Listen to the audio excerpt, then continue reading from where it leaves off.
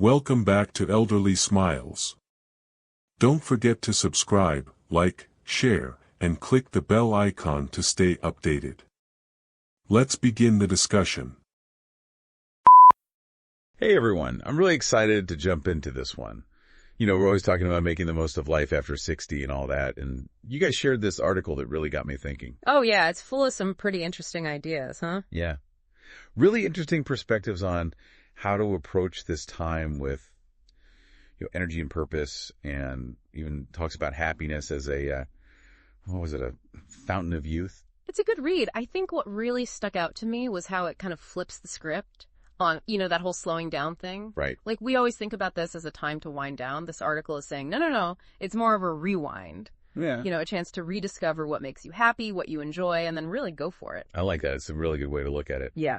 But I'm curious, how do they actually suggest we do that? I mean, I hear people say all the time, I'll be happy when I retire. Or, I'll travel when the kids are settled. Right. But this article, it challenges that whole I'll be happy when. Yes, it does. It's a trap we fall into. We think we have to get to a certain point, achieve something, and then we can be happy. But really the truth is, now's the time. Yeah. I mean, thinking back, I can't even tell you how many things I put off for someday, and a lot of those somedays never actually happened. And that's where this whole idea of time being precious really comes in. Exactly. So the article asks, what brings you joy right now, not in the future, but what is it today? Yeah. Is it spending time with people you love, reading? I don't know. Whatever it is they're saying, just make it a priority. Don't wait for the perfect time. I've always been so focused on the next thing always moving and looking forward. Right. But I can see how easy it is to miss out on the small joys that are already around you. Yeah. Like the article even mentions just enjoying a cup of coffee or a beautiful sunset. Yeah. Those little things. It's a powerful point, and it's something we often forget about. We're always looking for these big things, these big moments, when really those small moments can bring us a lot of happiness. That's true. I like this shift in perspective. It's like, okay, give yourself a break and enjoy the good stuff, whether it's big or small. But, okay, so we've talked about cherishing time and being present and finding happiness now. But what about the purpose we get from work? A lot of people define themselves by what they do for decades. Right. How does this article deal with that transition into retirement? That's a great question, and the article actually talks about that quite a bit. It says, work is a huge part of who we are, and it can be hard to let go of that, but it also says that our purpose doesn't have to retire when we do. So you're saying it's not about finding something to replace our jobs, but more about rediscovering what gives us meaning even outside of work. Yeah, exactly. It could be finally taking up those hobbies you've always wanted to do, maybe doing some volunteer work, even just spending more time with family or loved ones. Yeah. The key is to find things that make you feel like you're contributing to something bigger than yourself, something that, gives you that sense of fulfillment. Okay, that makes sense. So we've talked about time, we've talked about happiness and purpose. Yeah. But let's be honest. Sometimes putting ourselves first can feel selfish. Yeah. Especially after we've spent so many years putting others first. Yeah. How does the article deal with this feeling of guilt that a lot of people feel, especially as we get older? Oh, it's so relatable, right? Yeah. We're so used to being caregivers, to putting everyone else's needs before our own. But the article says it's not selfish to take care of yourself. Yeah. Especially at this point in your life. Right. You've earned the right to focus on yourself. Yeah. And it's not indulgent. It's essential. Right? Exactly. It's an investment. Yes. And that reminds me of another interesting idea from the article, the fountain of youth idea. Oh, yeah. So is there any truth to that, or is it just a nice thought? Well, it turns out there might be more to it than you think. Oh, really? The article mentions a lot of research that shows that happiness is linked to living longer. So being happy can actually help us live longer. Well, the research suggests that happier people have a stronger immune system. Interesting. Lower stress levels, they tend to stay active and be more engaged in life. Okay, so it's not just about feeling good in the moment. It actually has a real impact on our well-being down the road. Yeah, exactly. And they suggest we can actively cultivate happiness through things like practicing gratitude, following our passions, and trying new things. So it's like we have the power to turn on our own internal fountain of youth by making choices that prioritize joy and fulfillment. That's the idea. I love that. It's like we're not just passengers in this aging process. We have some control over how we experience it. And it's never too late, right? You got it. I mean, to create a life that feels good and aligned with who we are. The article highlights a bunch of examples, people in their 70s and 80s starting businesses, traveling the world, showing that age really is just a number when it comes to chasing your dreams. It's inspiring, isn't it? It's like a reminder to let go of those limiting beliefs. Now, the article also talks about legacy, but not in the traditional way. You know, they talk about leaving a legacy of joy. What do they mean by that? Well, it's a beautiful concept, isn't it? Yeah. They're suggesting that our true legacy isn't about what we own or achieve. It's about the positive impact we have on other people. So it's about kindness and love and spreading joy. Absolutely. They're emphasizing those everyday moments of connection, encouragement, those moments of shared joy, It's about asking yourself, how do I want to be remembered? What kind of impact do I want to leave on the world? That's really heartwarming. Yeah. And it ties in perfectly with their next point about the importance of gratitude, especially as we get older. Yeah, gratitude is powerful. But I've always struggled with that. Yeah. I tend to focus on what's missing rather than what I have. It's easy to do that, but, they say gratitude can help shift our focus to what we still have, to appreciate all the good things that we might be taking for granted. So how do they suggest we actually cultivate gratitude? Well, they talk about slowing down and noticing the simple things, a sunny day, a good conversation with a friend, and they even mention the actual benefits of gratitude, things like less stress, a stronger immune system, better relationships. So again, it's not just about feeling good. It actually has real benefits. I'm starting to see gratitude in a whole new light. It's a powerful tool. It really is.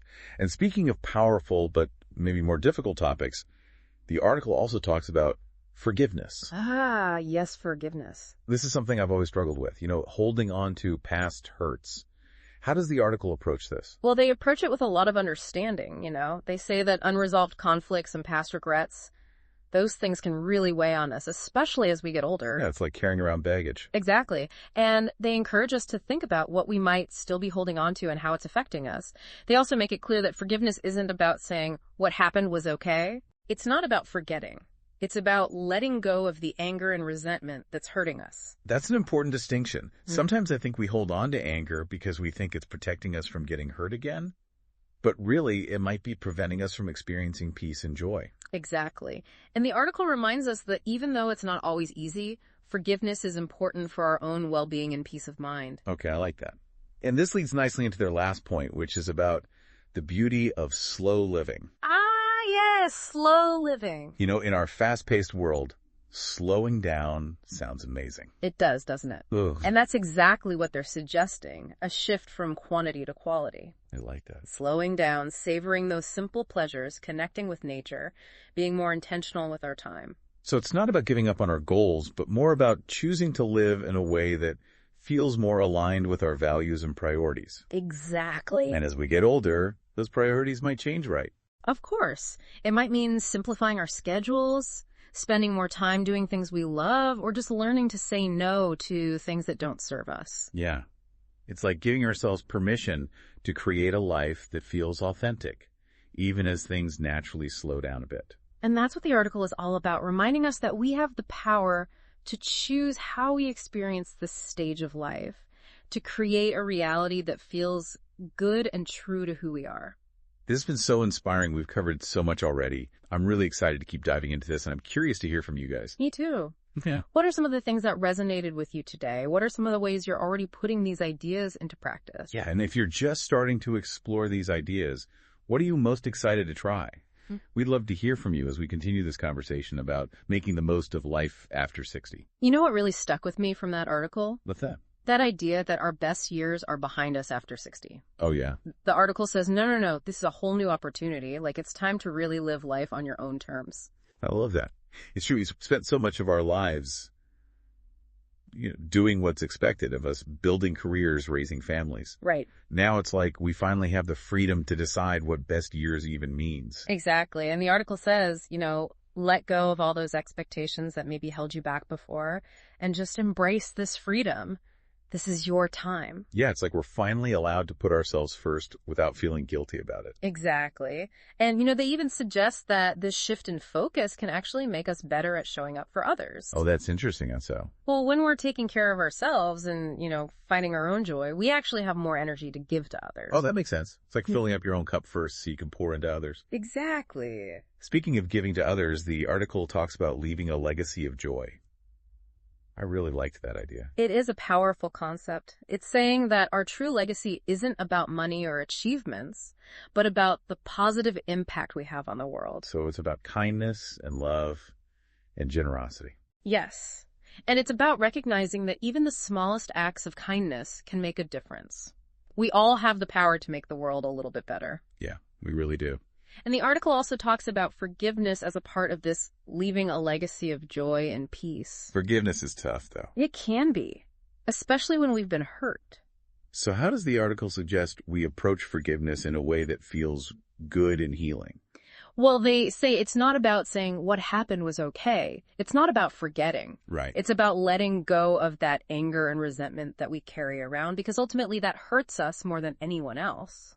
It's true. It's like holding on to a heavy weight. Exactly. And the article reminds us that even though it can be hard, forgiveness is a journey worth taking because it leads to greater peace and freedom. And when we let go of that baggage, we can really embrace the beauty of what they call slow living, right? Yes. Slow living. It's about shifting our focus from quantity to quality, enjoying those simple things, spending time in nature, nurturing our relationships, and really taking care of ourselves. It's about being present in each moment and appreciating all that life has to offer, even as things naturally slow down a bit. Exactly. It's about rediscovering the simple joys in life, that sense of peace and contentment. I love that.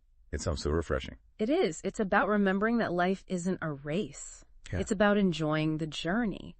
And as we get older, we have this opportunity to really shift our perspective and create a life that feels more intentional, more joyful. It's like we're getting a second chance to create a life that really reflects who we are and what we value. Exactly. And as we keep talking about this, I'm curious what stands out to you guys listening. Yeah, what are some ways you're already incorporating these ideas into your lives? As we're wrapping up this conversation about life after 60, one thing that keeps coming back to me is this idea of choice. Yeah, it's a really important point. The article really highlights our ability to shape our own experience. Even as we age, it's not about just accepting things as they are. It's about recognizing that we still have the power to create a life that feels good and meaningful. Yeah, it's like we're being given the reins and we get to choose where we want to go, what kind of journey we want to have. Exactly. And that's what makes this time so exciting. We're not bound by the same expectations or obligations that we might have had when we were younger. Right. We have more freedom to focus on what truly matters to us. And that might be different for everyone, right? There's no one right answer for how to find happiness and fulfillment after 60. Absolutely not. For some people, it might be about traveling and checking things off their bucket list. Yeah. For others, it might be about spending more time with loved ones or exploring a creative passion. Right, or even just embracing a slower pace of life and enjoying those simple pleasures. Exactly. It's about figuring out what brings you joy and purpose in this chapter of your life. And the article really encourages us to let go of any limiting beliefs we might have about what's possible at this age. Yes. It's never too late to learn something new, try something different, or chase a dream that we might have put on hold. Exactly. It's a really empowering message. Yeah. It's like we're being given a second chance to create a life that truly reflects who we are and what we value. I love that. It's about recognizing that we have choices and that those choices can lead us to a place of greater happiness, purpose, and connection. Beautifully said. So to wrap up today, I want to leave you with a thought to ponder. Okay. Imagine you're writing a letter to your future self 5 years from now. Hmm. What advice would you give yourself? What dreams would you encourage yourself to pursue? What kind of life would you wish for yourself in this next chapter? That's a really great exercise. It reminds us that the journey of growth and self-discovery doesn't end at any particular age. Right. We can continue to evolve, explore, and create a life that feels meaningful and joyful at any stage. Well, thank you so much for sharing your insights with us today. This has been a really enlightening conversation.